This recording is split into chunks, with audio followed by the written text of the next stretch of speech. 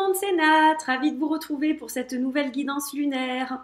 Alors, cette semaine, le samedi 4 novembre, nous avons une pleine lune en taureau qui arrive. Donc on va voir dans quelques instants ce que ça signifie au niveau énergétique.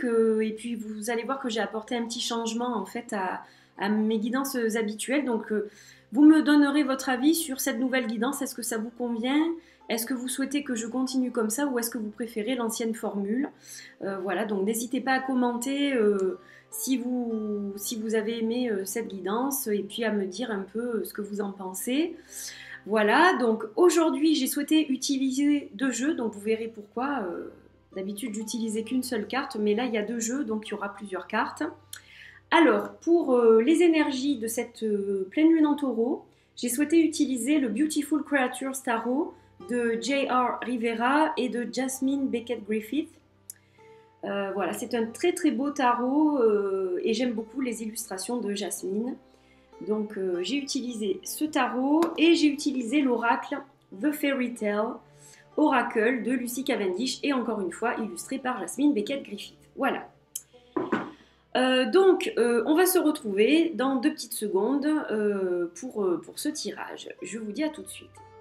Alors, j'ai commencé donc par sortir 2 magnifiques cartes de l'astrologie oracle d'Aubrey Sieb, qui représentent donc la pleine lune en taureau, avec le signe de terre pour le taureau.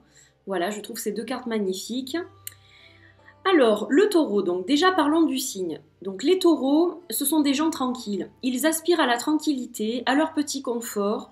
Ce sont des gens qui aiment être ancrés, qui ont un petit côté matérialiste, mais ils aiment surtout en fait la tranquillité, la solidité en fait.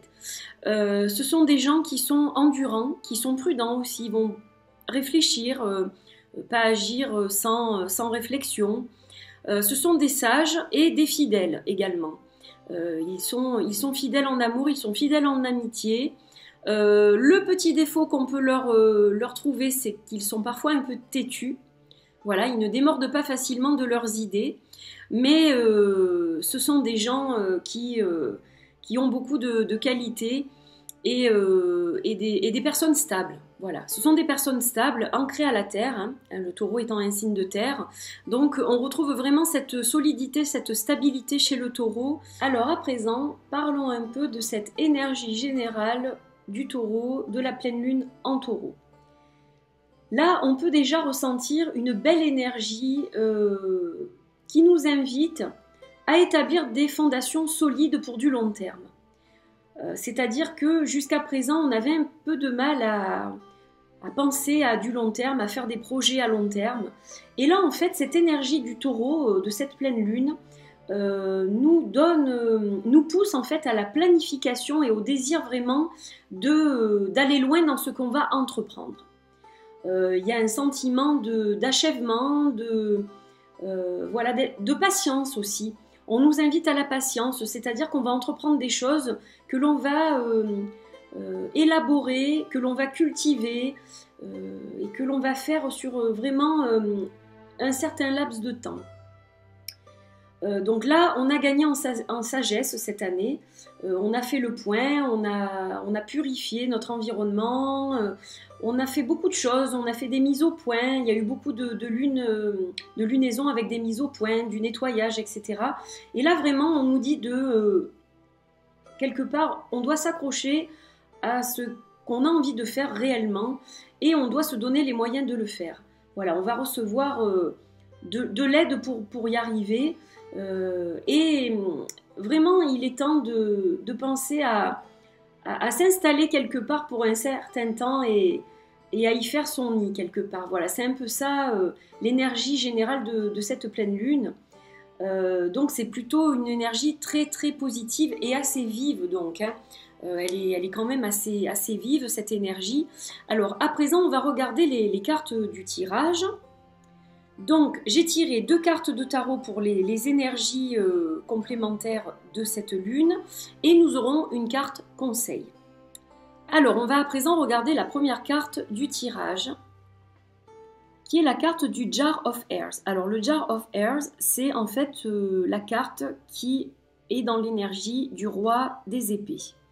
Donc, sur cette carte, on voit un personnage avec une jarre sur laquelle il y a le symbole du signe du Verseau. Donc là, on va être dans l'indépendance avec le signe du Verseau. On va être dans la logique, dans la réflexion aussi. On ne va pas entamer quelque chose sachant que ça ne peut pas aboutir. Là, si on entame quelque chose, c'est qu'on sait que ça peut aboutir et qu'on peut aller au bout. Et donc, on va tout faire pour aller au bout de cet objectif et le mener à terme. Et on va faire ça dans une intelligence absolue, dans la réflexion et dans l'indépendance aussi. C'est-à-dire que on va peut-être avoir tendance cette fois à vraiment prendre en compte seulement nos idées, nos envies, parce que, eh bien, on compte aussi, bien entendu, et que on veut vraiment accomplir cette chose-là par nous-mêmes. Donc voilà, il y a plusieurs symboliques dans cette carte. On voit aussi une belle constellation au-dessus de ce personnage. Donc on est guidé quelque part aussi. On est guidé par nos envies et on va accomplir ces choses-là de façon logique et réfléchie. On ne va pas faire n'importe quoi. Voilà, les énergies nous poussent vraiment à agir pour notre mieux et dans notre intérêt. Donc c'est plutôt pas mal. Ensuite, on va regarder la seconde carte. Donc la carte, c'est l'étoile. Alors l'étoile, quelle est la symbolique et l'énergie de l'étoile? L'étoile va nous dire de nous accrocher à nos rêves, à nos envies, à nos objectifs, parce que effectivement, si c'est fait de la bonne façon, on va pouvoir bien sûr aller au bout. Mais déjà, il faut bien réfléchir à ce que l'on veut faire avec la première carte du roi d'épée. Et avec cette seconde carte, eh bien, on nous dit qu'il faut vraiment s'accrocher à l'espoir et au rêve, parce que c'est ça aussi qui va mener la barque et qui va nous aider à aller au bout, bien entendu.